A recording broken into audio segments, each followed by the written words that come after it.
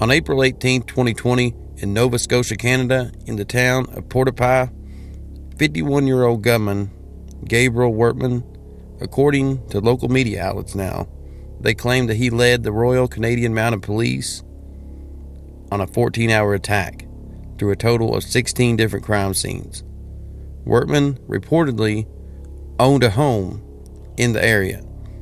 He also went door to door shooting innocent people, burning cars, and burning homes, without any regard of innocent lives of bystanders. And after his rampage, he left 22 total victims in his wake. Now, according to sources online, which everything is kind of mixed up and there's nothing that is 100%, carved in stone fact. But it seems like the shooter, Wortman, had acquired a used police car from possibly like a state auction or a government auction. And it was reported that he was also dressed in a full police uniform. So, as far as already defenseless Canadian residents are, considering that they have super strict gun control laws that basically limit and almost to the point of doing away with defending yourself, they're faced with basically being tricked. Therefore, they've been forced by the gun control, which we know is people control, to have no option but to put their personal safety in the hands of their police and their own government. The Royal Canadian Police have also been condemned for tweeting information about the attack while it was unfolding, instead of going through their normal radio or emergency channels. Within the whole 14-hour attack, the police nor the government that supposedly, was in the position to help the people, because the people had no other way to defend themselves. They didn't use any alert channels, they didn't use any public broadcasting systems, and they never notified the community via, text or, through the television, any type of alerts. Nothing was sent out to the people in the whole 14-hour event, letting them know to take cover and to not answer the door. Almost as if they wanted people to answer the door and they wanted this to happen. I just happened to drive by the Irving and I seen this SWAT team come in and park beside the pumps, and the fellow get out of the passenger side and he just read out in front of the car and out with his gun and just opened up right through the windshield of the car.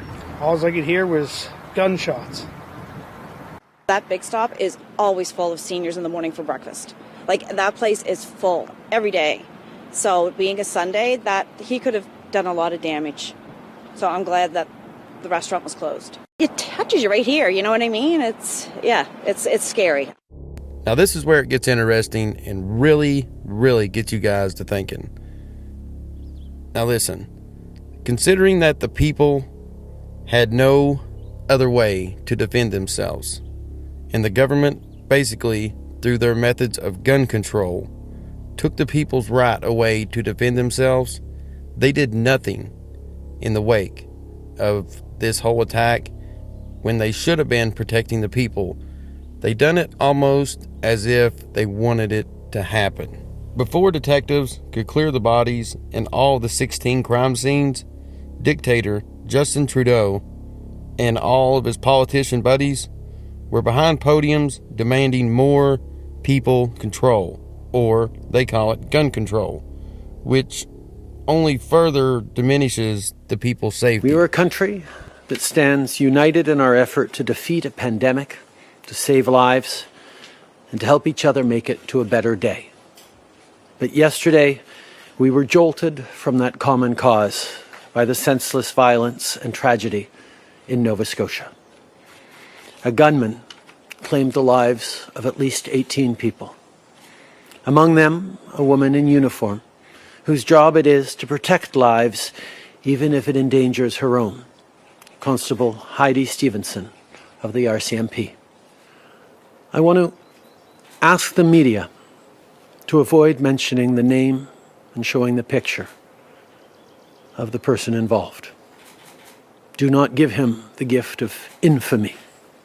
Such a tragedy should have never occurred. Violence of any kind has no place in Canada. In regards to gun control, we took very serious commitments in the election campaign and have moved forward and are moving forward on them to ensure that we're strengthening gun control in this country. I can say that we were on the verge of introducing legislation to ban assault-style weapons across this country. It was interrupted when the pandemic caused Parliament to be suspended. But we have every intention of moving forward on that measure and potentially other measures when the Parliament returns. See, now that speech was a lot more telling than what the normal group of people would ever imagine. What he just said was saying that the people were already screwed, basically, because they're planning to do this gun control, people control, before the whole pandemic even started. Now, I'm going to show you a video that's kind of rare, but it's definitely a need-to-see type video. This is Justin Trudeau when he was very first starting out as a crummy politician. And just look at the way he's took freedom and twisted it, turned it upside down on its face, and kicked it out of the arena. In here is that the first step towards registering your guns is just the first step towards taking away guns from everyone. That's never going to happen because here in Canada we have a culture that has grown up with guns and that respects the need to go out into the wilderness and shoot things from time to time. Now, let's fast forward into the future and look at the new, rewired Justin Trudeau. Last week, 22 Canadians were killed in the deadliest rampage in our country's history. They were nurses and teachers, correctional officers and RCMP officers. They were someone's child, someone's best friend, someone's partner. Their families deserve more than thoughts and prayers. Canadians deserve more than thoughts and prayers. Today, we are closing the market for military-grade assault weapons in Canada. We are banning 1,500 models and variants of these firearms by way of regulations. These weapons were designed for one purpose and one purpose only: to kill the largest number of people in the shortest amount of time. There is no use and no place for such weapons in Canada, but you don't need an AR-15 to bring down a deer. So, effective immediately, it is no longer permitted to buy, sell, transport, import, or use military-grade assault weapons in this country.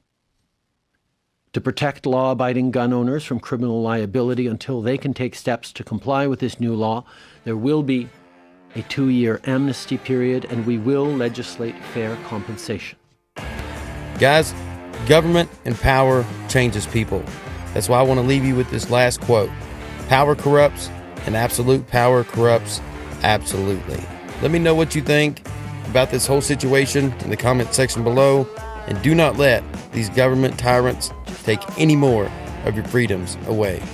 Guys, if you haven't subscribed to the channel, make sure and click subscribe, leave the video a thumbs up, and share this with all your friends on your social media accounts.